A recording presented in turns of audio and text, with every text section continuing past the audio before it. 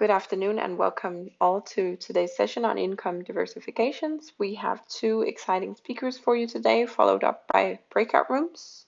We have Michael Keller from International Seed Federation and Magda Daccord from FH Europe. Firstly, we would like to thank our GF partners and supporters from Geneva, along line with our BF partners from Brussels.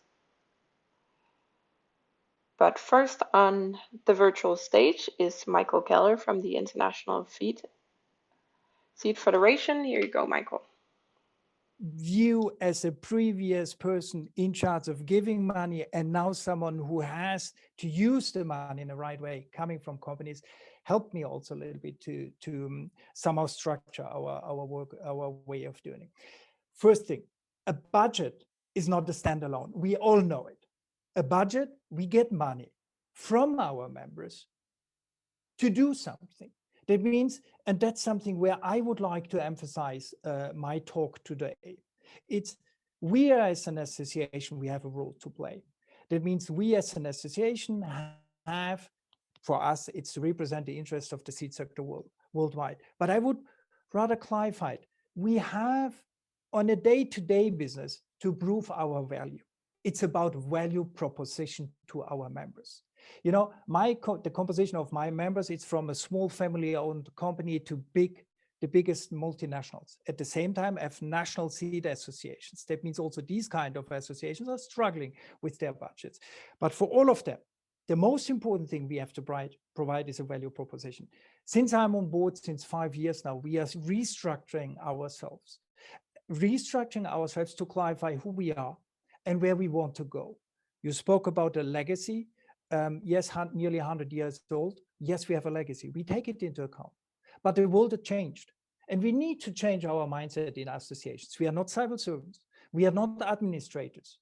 Who knows if our associations are still existing in some years? And I think this is the thing we need to clarify to ourselves. We need to clarify where do we want to go. That's about a vision. 5 years ago, we reviewed the vision of our association. That's not enough. I think, you know, in many companies today, you have key performance indicators, you have objectives. Also us, in an extremely inclusive way, since 2 years, we fully reviewed our key strategic objectives. We built key strategic objectives and 100 actions to be implemented during the next 5 years. We need to give a vision and we need to show where we are going with concrete actions. And I think that's the baseline for us. And one thing you mentioned yet, we need to have our leaders behind. That means our board of directors or others. For me, it's rather easy because all of them are business people. And what we do should support their business. And therefore, it's a permanent interaction, inclusive interaction between us as an association with our members and our board of directors to move forward. And I think providing the long look, giving short-term guidance about the actions we are doing, that's the pathway forward. From static, sometimes our associations was, to dynamic associations to deliver. And then it comes, you know, I spoke about vision, key strategic objectives, and we are currently totally reviewing also our structure as itself, because as an association, we are never alone. That means also the participation in the day-to-day business by the companies, not financial contribution, but expertise is absolutely critical. That's also review of the bylaws to bring this better in. That means that's the scene we set. Because since 3-4 years, we had the feeling, yeah, our budget, hey, congresses, what will be the future of the congresses? And remember back the time 3 years back, we said, oh, we need to do more virtual things. Now we are in the virtual world and we see the limits of Congress income. It's another topic, but it's clear for us. We clearly feel we have to shift our incomes to a more stabilized income.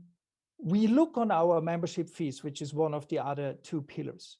I cannot increase the membership fee from, for instance, my national associations who are member in ISF. They're struggling with the same things. That means I'm looking currently to increase the income also from the companies who are member of our federation. That means, and here also we need to split, and here I'm coming to the point. We have this rather static annual membership fees where the companies, yeah, they are still fine to pay them. But frankly speaking, will they pay in a couple of years? Because I think all the companies are going through several review of their contributions, and to have this membership fees based on a barem and to get them every year on the same way, we have to see. But there it comes where we somehow started to elaborate since 2 years now, a new way of funding. It's less based on the static funding of fees where we see the reluctancy and the difficulties to get the money. It's now clearly project-based funding.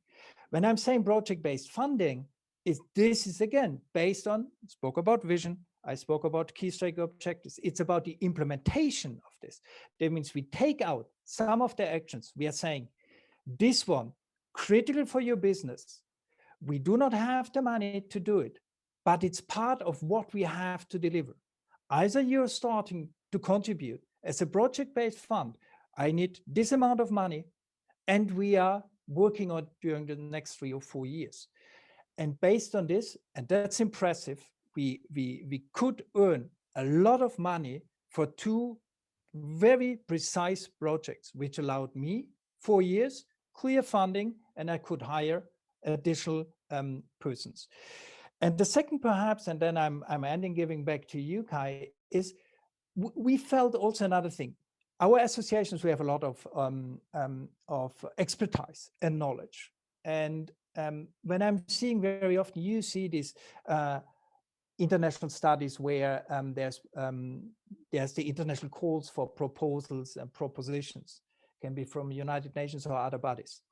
Very often this is done by consultants. And we clearly see here, hey, this is somehow, we can deliver on this. We have the expertise, and it's absolutely interesting also for us as an association to participate. And we just recently gained one of these international calls for the first time also with OECD. I can mention them because it's public, where at the end, we are bridging income with, again, delivering about our key strategic objectives. That means, you see, it's a joint endeavor.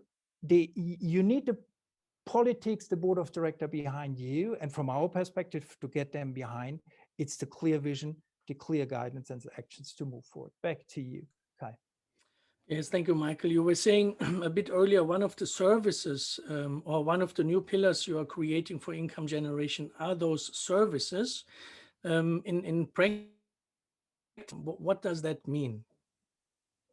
That means for us, when we are speaking about services, for us, you know, we are here as a representative of interest of the seed sector, and for us, it's a service. Somehow we are supporting the ability of our members, and that's on one of the projects, to move seed beyond the borders. That means that's perfectly fitting. They need clear regulations, and we are doing studies to support these implementation of regulations with the authorities. That means it's clearly business driven, it's supporting the business, and it cannot be done by the companies itself. It needs to be done somehow as a joint engagement of an association together also with the authorities. And will you have to hire new people for this, or what? How does that reflect your structure? Are you reskilling people? How do you cover that new area of expertise? Excellent question. That means, in any case, for instance, for the projects funds we had, that means the 2 projects somehow we hired. And that's also an absolutely interesting point. I'm always saying, you know, let's be clear. Associations world is important. We should never be disconnected of the reality of the world out there, private sector, public sector. And I like it to bring also new people in who we exactly know they will leave after some years. And we hired 2 persons who worked before in the public sector or in private sector as research for this project. During 3 years, they will be on board. For the other one, participation in international calls, for instance, that's another one. You need to skill your employees that we have the capacity to respond also to these consultations. And there we are investing some energy in, but we need to go beyond. But I think, and that's again, I think all in our associations, when you're a Secretary General, you're always looking to broaden the skills of your employees and of your colleagues. And I think that's the way we have also to go, open the mind, go in directions which are new, and we have to support them in this direction. It's creating also in this world a kind of excitement to discover new things. And so the key question the boards usually ask, they will say, Michael, how long will that take us until we see any results? Yeah, Kai, that's an absolutely good one. And we had long discussions. I think that's even another topic. We had long discussions. You know, we have key stake objectives, sub-objectives, action plans. Should we build key performance indicators? And here, and you need to count also on the understanding of the business of your board of directors. You cannot compare, I think, at least for us, an association, the goal we have with goals you have within a company. That means can give you a goal. One of our main goals is related to an international standard, which is depending also on discussions in FAO. Can I say in 3 years you will have it? No. But what I need to say and what I need to show is, hey, this is the pathway forward to build in. And that's exactly where I'm coming back. You need clear strategic objectives, but you need also clear actions to show we are doing this, then we are doing this, and then we are doing this. That's what we can do. We cannot go beyond. And because I was very reluctant to put in key performance indicators to say, hey, in 2 years, I need this, in 3 years, I need this, and then this. And I think here, that's also, you need to build inclusiveness in all what you're doing also with your board of directors, that they understand perhaps also the limits of what we can do, that we are not creating expectations which we can at the end not fulfill. And that's clear. Somehow I am exposing myself and the association in a rather open way to our members, because they know all, they see all. But at the other hand, I think in this world, changing world, that's the only way you can build trust, and you can gain also somehow further support also from companies to fund you. I think you mentioned one key element there. It's the managing expectations. So, Michael, thank you much for now. We're coming back with a Q&A, and association friends and peers out there, please write down your questions. You have the chance to ask those questions either personally or write them in the chat, however you wish to do it. Michael, thank you very much for now. We are coming to Magdalena, who is in a quite different situation, to be honest. She just started the job, please correct me, a year or year and a half ago. Probably thinking, what on earth did I do, like we sometimes do when we start this type of jobs. But I think she's there in the right place. At least that's how I know her. That's how we discuss this. For the ones who know her, quite an extroverted person, a motivational person, and I think has the right heart at the right place, but to be honest, also the right mindset in the place to run this organization, FH Europe. Magda, thank you so much for joining us this afternoon, and I would hand it over to you. And as again, keep all your questions because hopefully we'll have many of those. But Magdalena, the floor is yours. Wonderful. Thank you so much. Thank you, Kai, for the invitation. It's a great privilege and opportunity, and I love opportunities. Hello, everyone. It's lovely to see some familiar faces. There's as well a lot of people that I don't know, but I will be very transparent with you up front. I am always stressed out when I give a public presentation. So my heart is right now probably in an override.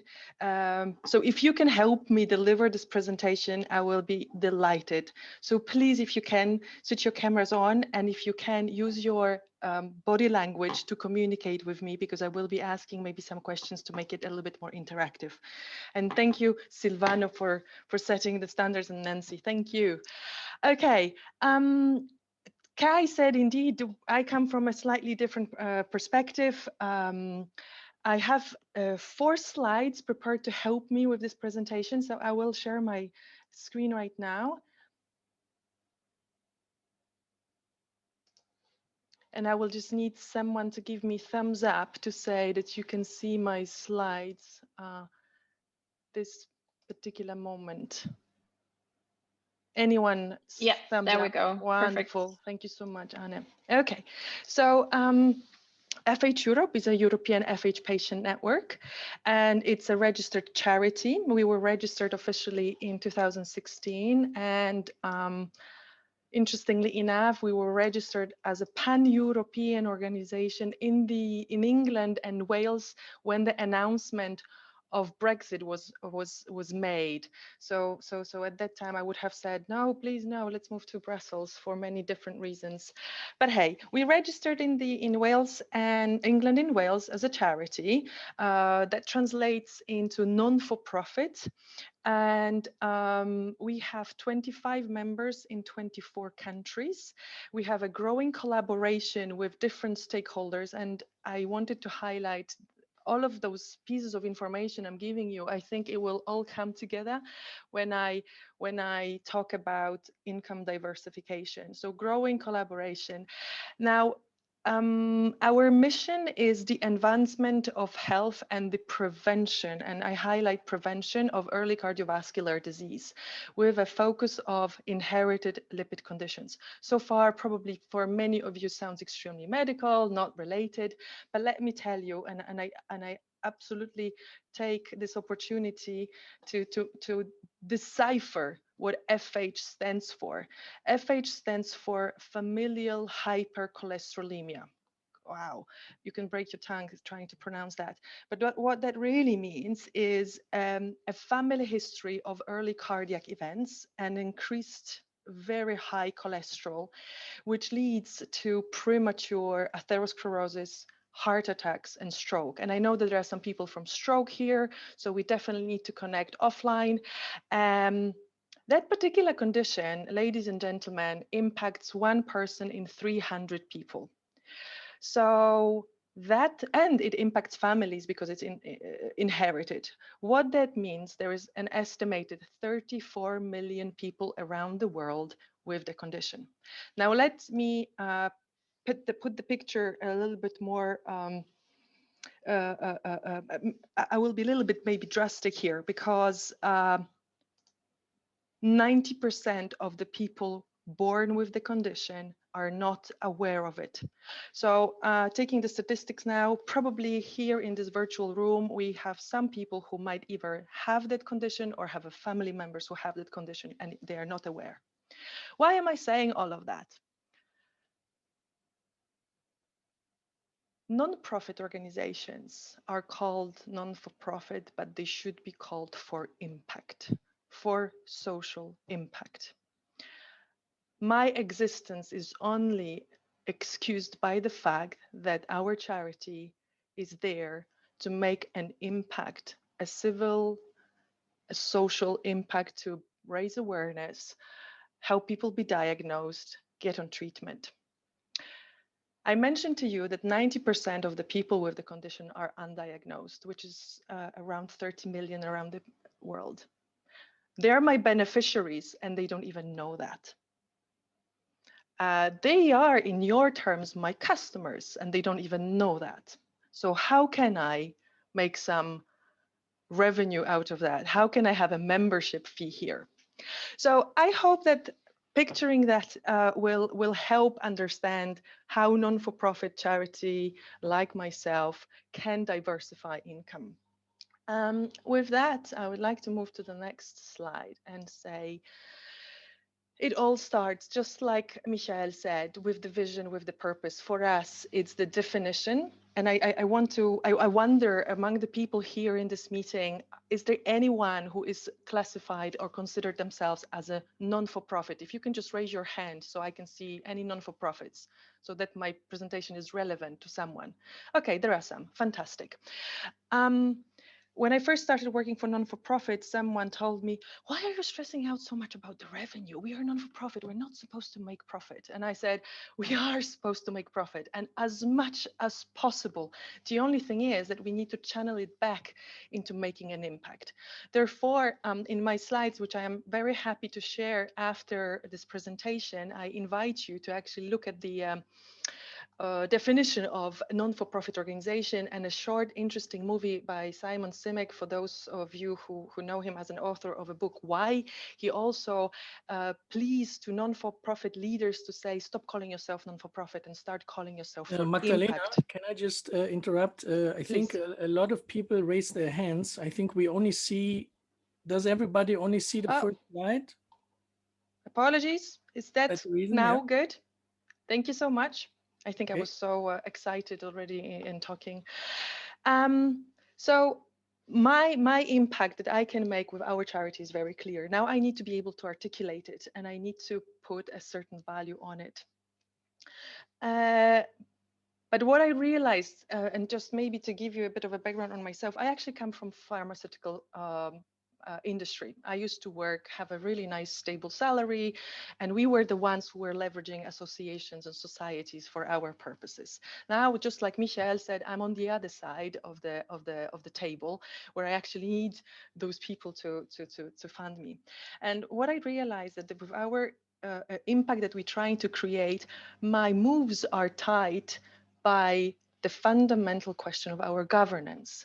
What are we allowed to do? What could we be doing? And how to communicate it with my board of trustees? Because I might come with the best ideas in the world, but if those people are not in line, if they are not bought in, unfortunately, as chief executive, I cannot do much. So I can tell you that FH Europe is it's a charity with 25 members, but none of the members are paying membership fees. So that's already one income stream out of the question. As a pan-European organization, I'm registered in the UK, but I actually don't have a country. So I don't have a specific area where I could potentially apply for local subsidies, national subventions, government payments. None of that applies to me. On top of that, there are certain limitations that might be might come from the fact that I am registered in a specific country. So application for funding from European Union as such might be very limited because we are now outside of the European Union. Why am I saying that? Is because a lot of you probably are in a similar situation when you need to understand where is the funding, what are the alternatives, and what I'm trying to do here is to suggest to explore really deeply what can you do based on your official registration, your constitution, how can you leverage what you already have in place, and maybe identify areas that are not even worth going because they are not allowed by your bylaws.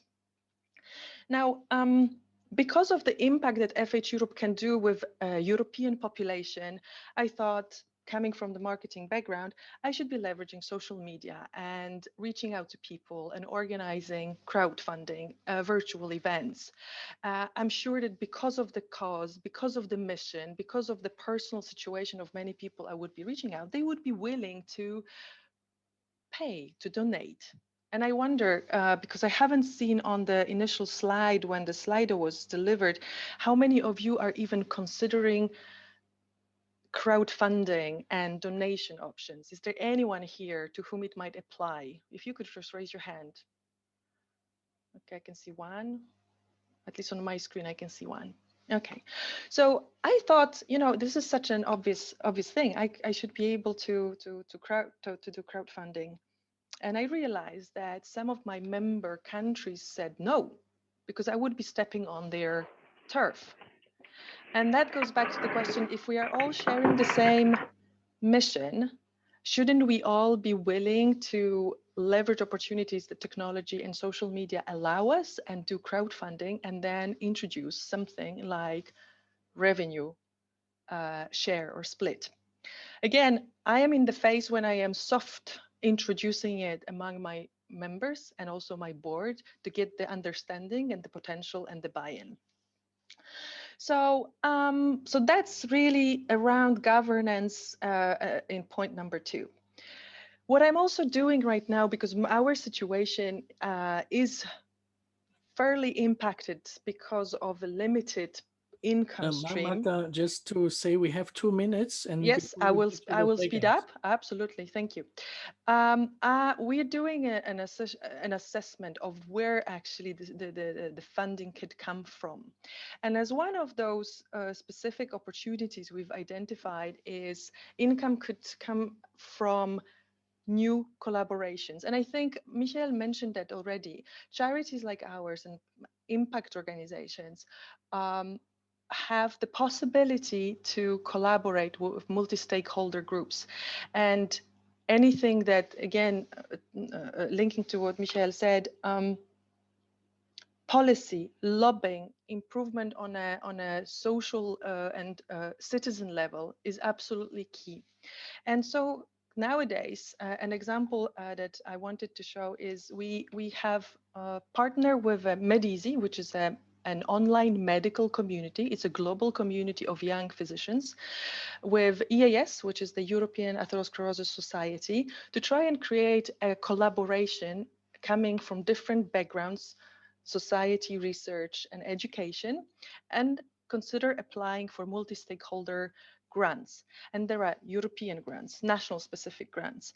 But as a result, we also looked, would there be tax deductions or relief programs? What it also opens the door to is to philanthropists and different foundations that sponsor projects, because we are very much project sponsored. But I realize that I don't have all the knowledge in the world, and I need to reach out to external resources. And I am taking this opportunity to invite you as well to consider maybe there are some pools of expertise, free, in kind, that you can maybe specifically dedicated to your case leverage. And I can just tell you as an example, we're speaking right now with Ernst & Young. They have a social responsibility program called Ripples, where they can actually come in and advise you, try and help you build strategies and do an assessment and so on and so forth. So this is an example where I'm trying to help you think beyond the usual suspects and the usual avenues. Finally, I would definitely encourage everyone to explore the new tools and technologies. I think Michael was mentioning as well that we are in a transition period. Whether we want it or not, the current situation with COVID has just excelled the need for transformation. And it's in our hands how we're gonna embrace it and make the most out of it for us and our community. So with that, I'm open to any questions and give back to you, Kai.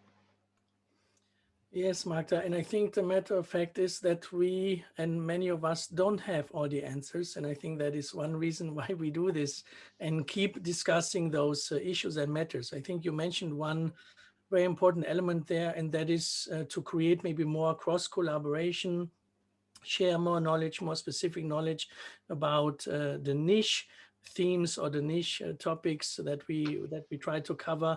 And in my intervention later on, I will bring up some of those things that were also mentioned and that maybe we can then relate to afterwards.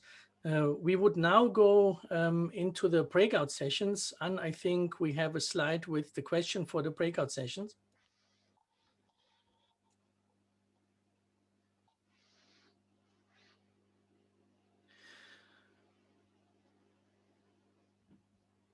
So these are the two questions for the breakout sessions. Is now your time. You have 20 minutes to discuss the following. What are new and additional income sources, funding sources that you are currently developing in your association?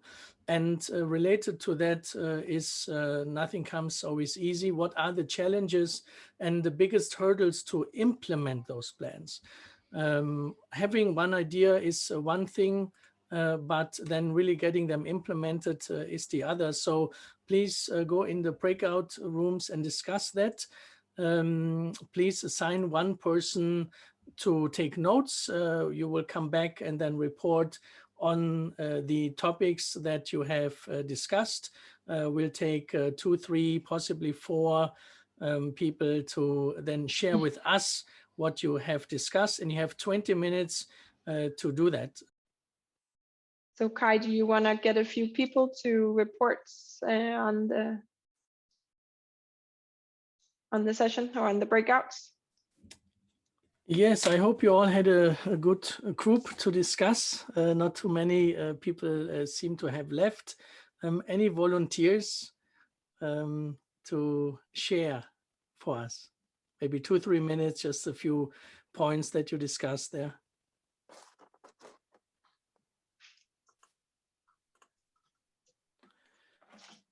Any volunteer, or do we assign people? I think you have some people raising their hands. There was Angela and Nancy. Okay, I don't see that. Anne, can you? Yeah, I definitely have Angela. Yeah, please go ahead. Yeah. So I will report back from my group. Well, what was interesting was that a couple of the people in our group didn't actually really have revenue concerns, which is a nice position to be in. And I think that's partly because they're state funded, or they're receiving aid of some description. And in others, the membership is quite low, and so they maintained their level of income this year. And then there were two others that did actually have revenue diversification plans in place. One was to go out to industry sponsors, so to go out to technology firms that were involved in their association, and they would be looking for them to become industry partners. So they would have a kind of a sponsorship deal. And then the other potential revenue stream was from a not-for-profit, and they were going to go out to members and look for additional budget to fund a new campaign, a campaign in the advocacy space. So I thought that was quite interesting. So that was from my group.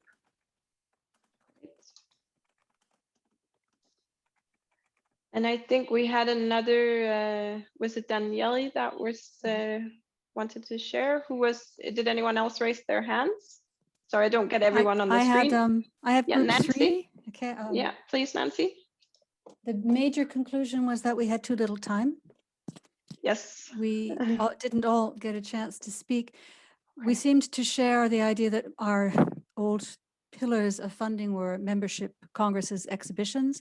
And then we focused very much on the congresses, particularly the exhibition side of that question. Several are starting from what they were already doing, for instance, having an exhibition along with their congress, and expanding it, changing it to meet our new conditions, which is a challenge in the days of virtual meetings and virtual exhibitions, and some of us are getting rather tired of that. The challenge was seen to change the mindset of both the participants and the exhibitors to either be engaged for longer periods of time. It's not just for the event, it's for over time. We may be tapping new audiences with our virtual meetings. What benefit is that to sponsors if that new audience is not then also going to the exhibition, so to speak? We have to find that balance between giving value to our members and also giving value to our sponsors. It was seen very much that we, as an association, need to look at helping our sponsors to change the way they see an exhibition, what they can do with us, to perhaps move more towards the expertise they can bring, the content they can actually bring, rather than the competition they may have with others. Voilà, a Congress is now more than ever about content. How do we get sponsors involved in that aspect so they can also see value for themselves? So it's more or less remaining with the traditional sources of income and then improving them, more or less. That was all we had time to look at. As we allocated 20 minutes, but it seems then as a learning for that type of topic, it well deserves more time if people are happy enough to actually use that time, so on. So Sonia is agreeing to it. Thank you. Maybe one more? Lorraine? Did you raise, Yes. raise your hand? Yeah. Yes, I can quickly just report back from group 1. We had a very quick discussion, and we said that some of the associations, and especially medical associations, started doing specialist exams or accreditations. And it is an extra source of revenue, but a small source of revenue and a long-term plan, because there is an initial investment to set up the exam. And we said that one of the two biggest obstacles there were, one, the setting up costs, and two, you need a very active group of volunteers within your organization, which you're not always lucky enough to have. But that was one of the extra streams of revenue that we discussed. And then we spoke about, I just mentioned one of our associations created a donation page, or like the crowdfunding, for the first time ever. So that's a new venture for them, and we're not sure if it's going to work yet, because they do traditionally get funding from membership. And we did it with the, in a way to say, we're going to target more wealthy countries to sponsor the membership fees of members from less wealthy countries that couldn't rejoin the association because of the economic impact of the pandemic, etc. And then we spoke briefly about sponsorship opportunities and educational programs, or accredited webinars, which were also seen as new sources of income with its own challenges. And I think that was it. In summary, we said the biggest challenge was the initial investment of all of these. As so often, by the way. And I mean, you mentioned one interesting part there, which is the whole element of donations, etc. I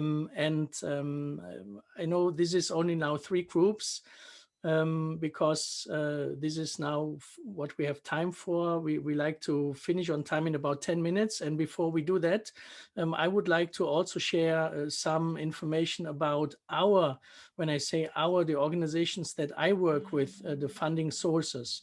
In fact, I work with 2 organizations. One is called the International Sports and Culture Association, and the other one is called Best Buddies. Best Buddies is active in the field of disability and inclusion.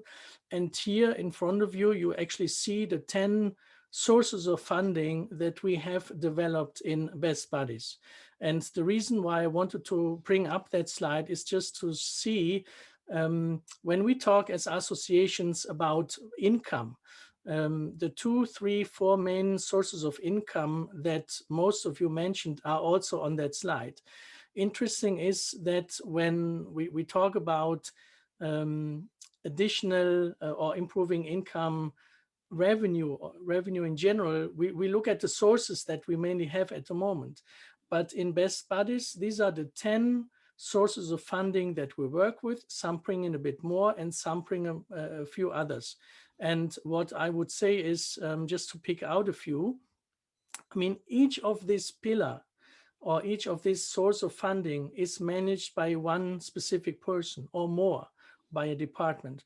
But what you see here, and I'm surprised I don't hear this generally more often in associations, is the whole element of foundations, for example, philanthropy, corporate foundations, institutional foundations. I think that is an area where we really have a lot of space, especially when you're a cause-driven type of organization. Then I think there are some of those sources of funding mentioned there could be quite relevant. And we will do a separate workshop with a different platform on this specifically. Cause-related marketing would fit very well to organizations who are not necessarily industry funded or trade associations. So for example, Magda's organization, or organizations that work in the patient field, but typically those cause-related marketing, and you would have seen them all. A typical one would be the UNICEF Pampers cause-related marketing, where Procter & Gamble and UNICEF collaborate together, where €1 or $1 from a box of Pampers that you buy go to UNICEF. I think the field of special events, besides the events and congresses that we do already, is a field, for example, fundraising gala, other type of special events that help raise money for the cause. Could be probably considered. You see there licensing, accreditation. Lorraine just mentioned accreditation fees. That is not the same to membership fees. I think that is something that some organizations also work with in addition now to their membership fees. I personally work with a few associations and organizations in the field of the development of high-level donor development, high net worth individuals. You would be a high net worth individual if you have a net asset of 100 million. So if anybody of you are in this situation or position, then I would definitely want to talk to you about this, how you could do social investment in that case. But I think also, and this is a bit what the discussion has been with a lot of associations over the last few weeks, we see much more education, paid education on demand happening, certifications. I think that is a big topic for associations when we discuss this amongst ourselves. So just to put up that slide, that there are a number of, whether you are a trade association or not, there are a number of additional sources of funding that could probably be explored. And I just wanted to share that slide with you to just broaden your minds a little bit, to just get started, because the easy part or the easier way is to work on something and improve that, because that is the low-hanging fruit, what we already have. But sometimes it's not so much effort and not so much upfront investment to actually get some other source of funding started. It just maybe needs the board commitment, and sometimes also boards and the staff and our colleagues need a best practice case, why and how that could work. And then maybe just start with one new source of funding. And I do think if I would have to pick 2 out of those here mentioned, then is probably for most of you now attending, the foundations, and also perhaps anyway, EU institutional funding, but also the course-related funding is probably something you should and could explore, because most of you are, trade organization or not, quite mission driven, and you have a cause that you can connect to a corporate partnership to help raise you money. And I always, yeah. Sorry, can I interrupt? We have a couple of people who would like to summarize from 2 more groups. So should we do that before, and Yes, then do the slide of question? Absolutely. We have Line. Do you want to go ahead for summarizing group 5? Yes, I'll go really quickly. Perfect. We're thinking, things like crowdfunding, donation page. We've talked about that, but mainly bringing value to sponsors is difficult sometimes online. Some sponsors love the online because they can collect the data, but GDPR is in the middle as well. Everyone wants to be legal. Well, it should be legal anyway. So bringing value to sponsors, quality of content, again, extremely important. And 2 things we didn't actually get a chance to talk about. I put one of them in the chat in case any association here is really experiencing big financial trouble because of COVID, specifically right now, since I believe some of us, sorry, I know not all of us, but some of us here are based in Brussels.